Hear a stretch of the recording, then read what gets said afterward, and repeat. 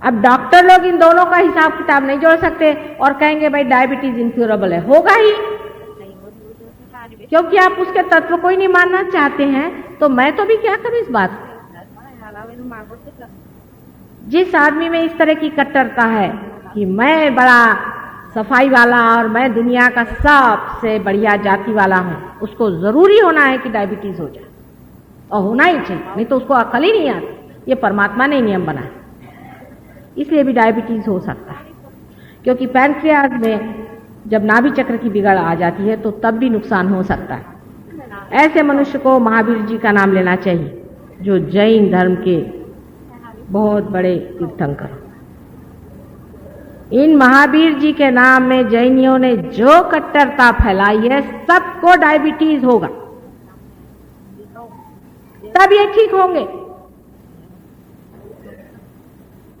महावीर जी का नाम लेने से ठीक नहीं हो सकता, पहले पार हो करके तब आप महावीर जी को स्मरण करें, क्योंकि महावीर जी और बुद्ध जी का स्थान दोनों ही आपके पेट के अंदर है, जिसे हम सूर्य और चंद्र नाड़ी कहते हैं, उसके मौके पर बिल्कुल मुंह पर है। तो चंद्र नाड़ी पर श्री महावीर जी का स्थान है और राइट साइड में बुद्ध का स्थान।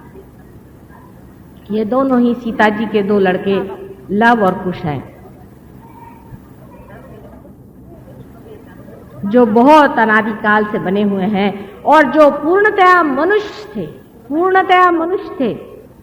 उनके अंदर कोई भी शक्ति नहीं थी, इसको कहना चाहिए कि डिवाइन शक्ति, पूर्णतया मनुष्य थे और मनुष्य होकर के भी जो अवतार बन गए, एक बड़ी भारी परंपरा उन्होंने बना दी। ये दो इंसान भगवान बुद्ध और भगवान महावीर।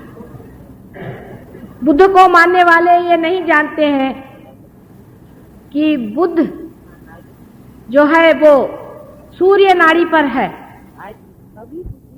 सूर्य नाड़ी पर होने का मतलब है कि सूर्य के जैसा तेजस्वी होना चाहिए। उल्टे बुद्ध के मानने वाले जितना ब्लैक मैजिक कर रहे हैं आज संसार भर में, आश्चर्य की बात है कि जो कोई करने आता उसके बराबर ही उल्टे बैठते। दुनिया भर का ब्लैक मैजिक, दुनिया भर का तांत्रिक, दुनिया भर के ये भूतों के मामले सारे ये बुद्धों ने ले लिए। आप अगर लद्दाख में जाएं, आप अगर चाइना में जाएं, अब तो चाइना कुछ बदल गया, एकदम ही बेकार गया, लेकिन तो भी आप जापान में जाएं, कहीं भी जाएं, सिवाय भूतों के और इन्होंने कुछ नहीं किया। कहने के लिए ये लोग बुद्धिस्ट हैं, साक्षात सूर्य स्वरूप हैं वो, जहां की एक भी भूत नहीं ठहर सकता। भूत माने गया बीता हुआ। आप अगर कोई सी भी किताब पढ़े चाइनीज, आप कोई सी भी जापानीज किताब पढ़े, तो सब अपनी गत ही बातें करेंगे।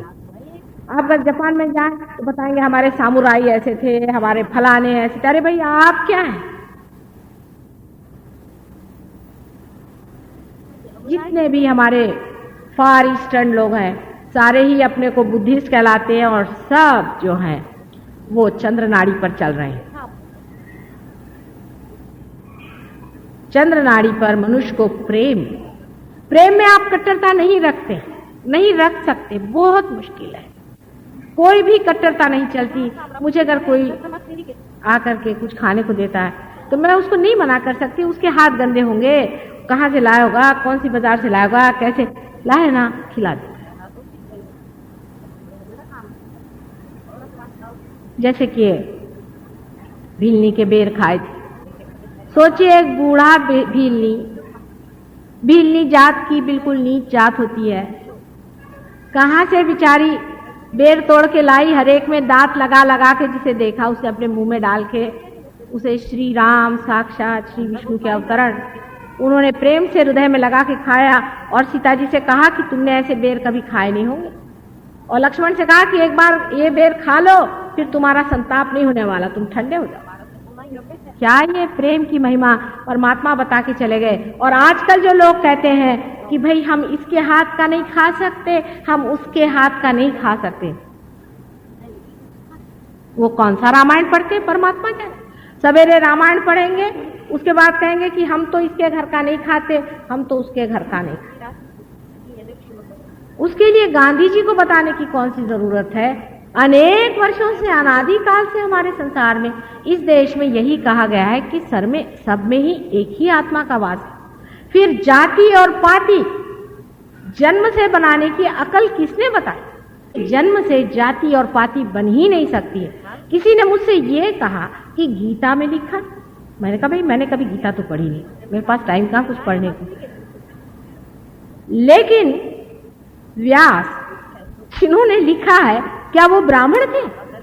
उनकी माँ कौन थी? वो कैसे पैदा हुए थे? आप सब लोग जानते हैं। क्या वो ऐसा लिख सकते?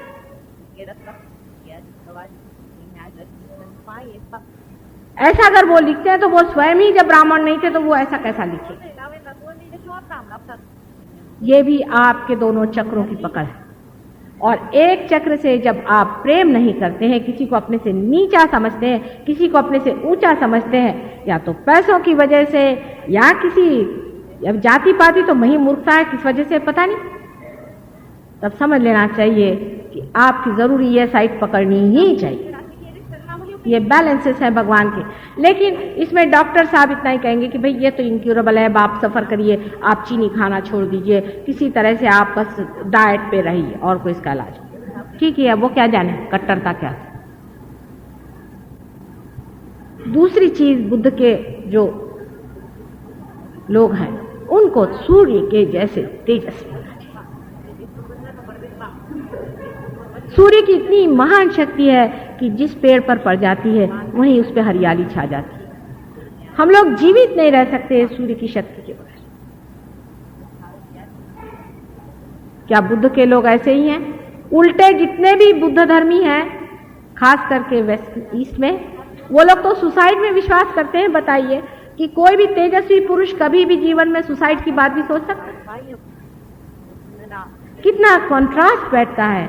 इसी प्रकार इस हिंदू धर्म में, जिसे कि बड़े लोग हिंदू धर्म कहते हैं, जहाँ की अनेक बार कहा गया है कि हर एक मनुष्य में उस परमात्मा का प्रकाश आत्मा रूप जीवित है, वहाँ पर क्या हमें अधिकार है कि हम जातियां और पातियां बना करके आपस में विभाजन करते रहें, किसी को नीचा समझे, किसी को ऊंचा समझे।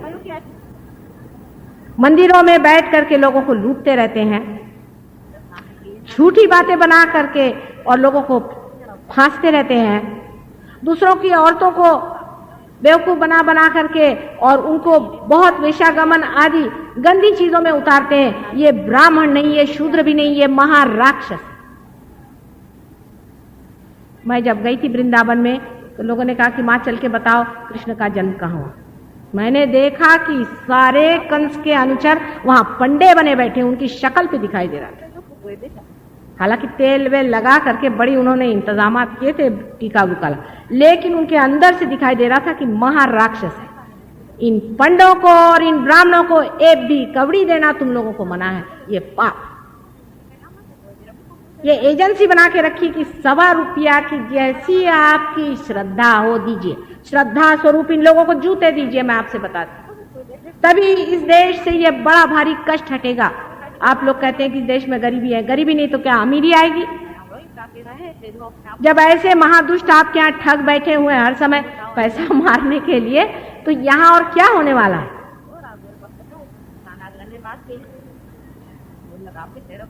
ये जाति बाति आदि बना करके हम लोगों ने अपना सर्वनाश कर दिया और सारे संसार के सामने हम लोगों का मुंह काला।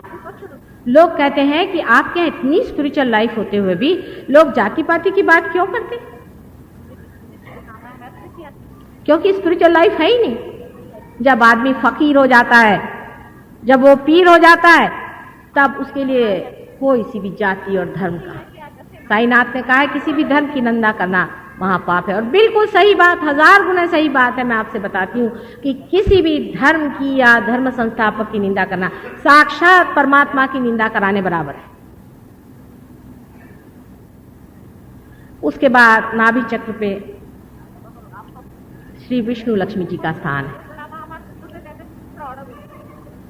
जिसे हम वैष्णवी शक्ति कहते हैं, जिससे उत्क्रांति होती है, जिससे एवोल्यूशन होता है, उनका यहाँ पर स्थान है। उसके चारों तरफ धर्म है। धारयति सा धर्मा, जिसने धारणा की है, जिसके कारण हमारी मनुष्य के रूप में धारणा हुई है, वो धर्म है। जैसे सोने का धर्म है, कि ये पीला होता है, लेकिन ये खराब नहीं होता, अनटार्गेटेड